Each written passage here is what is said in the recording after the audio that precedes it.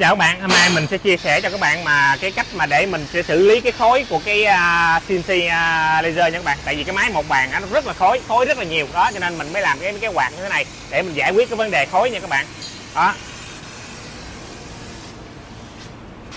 Rồi mình sẽ khi mà mình làm á, là mình mới làm giai đoạn 1 thôi, khi mà mình làm xong mình sẽ chia sẻ cho các bạn cái cách mà để xử lý cái khối của cái máy một bàn này nha các bạn.